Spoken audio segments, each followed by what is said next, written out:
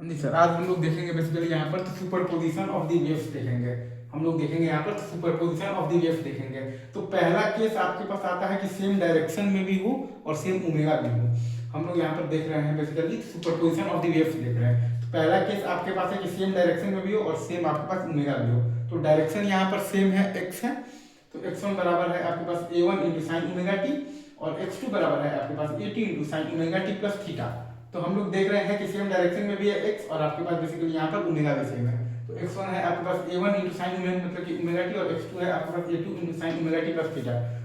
तो इनको हम लोगों को करना है सुपरपोज करना है। तो किसी भी एक पोजीशन पर एक अगर आपके पास बेसिकली यहाँ पर SHM हो रहा है बेसिकली, तो कर दो x1 से हो रहा है और दूसरा हो रहा है बेसिकली x2 से, तो नेट उस पोजीशन का जो आपके पास जो डिस्प्लेसमेंट आएगा वो आएगा आपके पास x बराबर x1 और प्लस x2। वो आएगा आपके पास x बराबर x1 और प्लस x2। इन दोनों का सम आएगा, इन दोनों का वेक्टर सम आएगा मतलब। और भाई वेक्टर सम तो क्या है, यहाँ पर चूंकि आपके पास सेम ही डायरेक्शन है तो प्लस या माइनस का जो कर जो सम आएगा वो यहाँ पर आएगा। ठीक है, तो प्लस माइनस खाली अपन को देखकर ऐड करना है। तो x बराबर हम मतलब बराबर हम लोग मान लिए हैं कि a sin omega t plus phi आया है। x बराबर a sin omega t plus phi आया है। ठीक है, अब यहाँ पर अगर आप देखिएगा तो इसमें आपको सिंपली इनको वेक्टर फॉर्म में रिप्रेजेंट कर देना है। ये है आपके पास a1 वेक्टर और मॉड ऑफ a1 वेक्टर बराबर है आपके पास a1।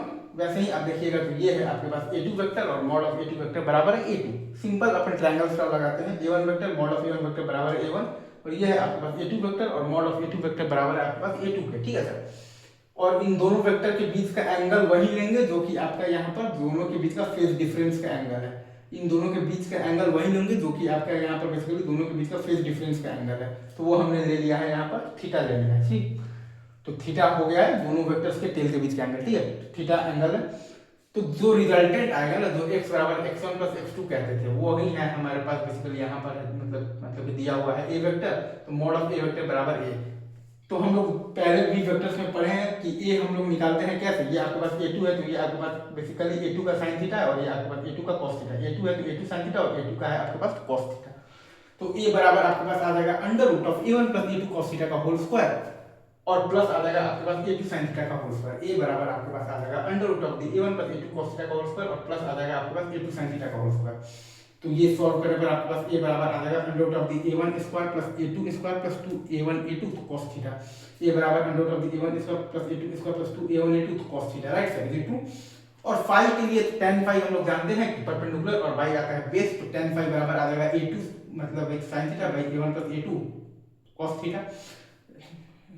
tan फाई हम लोग जानते हैं कि आपके पास आ जाएगा परपेंडिकुलर और y आ जाएगा बेस। तो a2 sin theta by a1 plus a2 cos theta.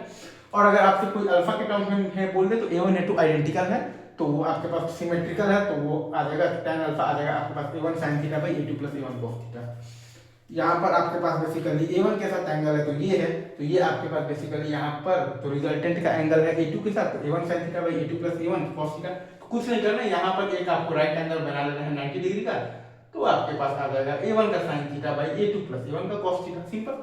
तो x बराबर हम मतलब हमको बेसिकली तो क्या आता है कि a sin omega t plus phi और a निकालेंगे under root of a1 square plus a2 square plus 2a1 a2 तो cos थीटा से, और फाई हमारे पास आ जाएगा tan phi is equal to a2 sin theta by a1 plus a2 cos theta से। Right sir, is it true?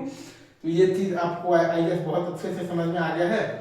अब इसमें आप देखिएगा ना तो इसमें आपको ये भी याद मत रखिए, आप सिंपली आप ये वेक्टर फॉर्म में लिख लीजिए a1 वेक्टर a2 वेक्टर और दोनों के बीच का फेज डिफरेंस है यहाँ पर थीटा, तो थीटा एंगल पे और दोनों का रिजल्टेंट निकाल दीजिए। वो आपके पास आ जाएगा x equal to a sin omega t plus phi और फाई एंगल होगा a1 वेक्टर के साथ। अगेन मैं लास्ट बार बोल रहा हूँ, आपको बेसिकली यहाँ पर x1 और x2 को वेक्टर फॉर्म में लिख देना है। यहाँ पर a1 वेक्टर है, यहाँ पर a2 वेक्टर है और ये दोनों का बीच का एंगल वही होगा जो आपके पास जो आपके पास फेज डिफरेंस का एंगल होगा, तो वो एंगल आपके पास थीटा और इन दोनों का रिजल्टेंट वेक्टर आप निकाल दीजिए। वहां से आपके पास x बराबर x1 प्लस x2 आ जाएगा x बराबर a sin ओमेगा टी और प्लस फाई, x बराबर आ जाएगा a sin ओमेगा टी और प्लस फाई और a आपके पास इसका तो मैग्नीट्यूड है और फाई आप देखिएगा तो a1 वेक्टर के साथ एंगल है, आप फाई देखिएगा तो a1 वेक्टर के साथ उसका एंगल है।